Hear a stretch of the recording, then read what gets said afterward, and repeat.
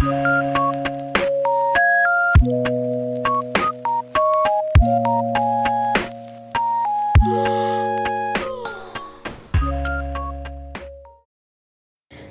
वालेकुम, this is makeover बेलबना। खुश आमदीद मेरे यूट्यूब चैनल पे। उम्मीद है आप सब खैरियत से होंगे।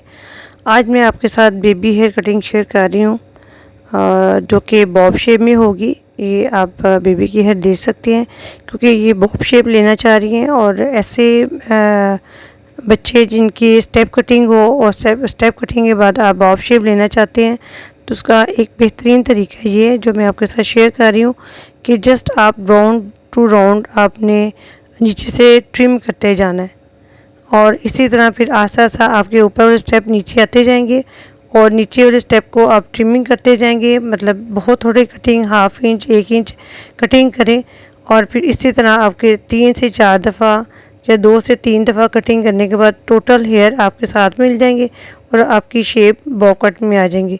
इसी तरह हमने हेयर को वेट किया। वेट करने के बाद फ्रंट से तमाम हेयर को इक्वल करते हुए फ्रंट इस पे फोरहेड पे डालते हुए उसको इक्वल कट किया। अब उन्हीं बालों को मैं एकदम से वन साइड पे कर रही हूँ और उसको हल्की सी यू शेप में, लेयर शेप में, फ्रंट से लेयर शेप भी बोलेंगे, लेयर शेप में लाते हुए उसको कटिंग करेंगे और कान के पीछे से जो आपका एरिया है वहाँ के हेयर को कान के ऊपर लाते हुए उसको कटिंग करेंगे।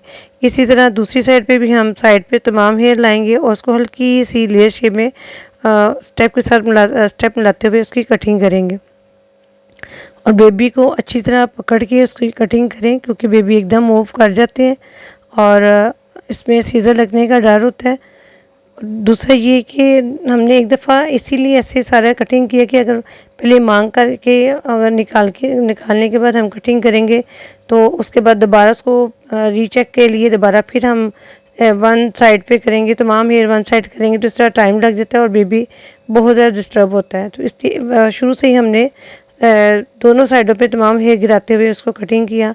अब तमाम हेयर बैक की तरफ लाते हुए उसको नीचे से हम कटिंग कर रहे हैं और इसके ये कि बच्चे के पीछे से हेयर काफ़ी लंबे थे तो हमने इक्वल शेप दी फ्रंट से लेके बैक तक।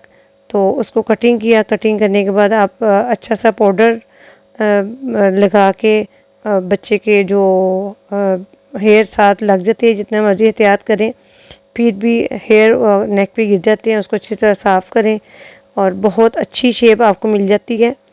और उम्मीद है कि आज की कटिंग आपको अच्छी लगी होगी। और मैंने तो इसको स्टेप मतलब जो दिए हैं इस तरह आप साइड पे मांग निकालें बगैर ड्राई, बगैर सेटिंग के आप इसकी देख सकते हैं। उम्मीद है कि आपको अच्छा लगा होगा। Please like, share, comment my video and subscribe to my YouTube channel. बहुत शुक्रिया, जज़ाकल्लाह जी।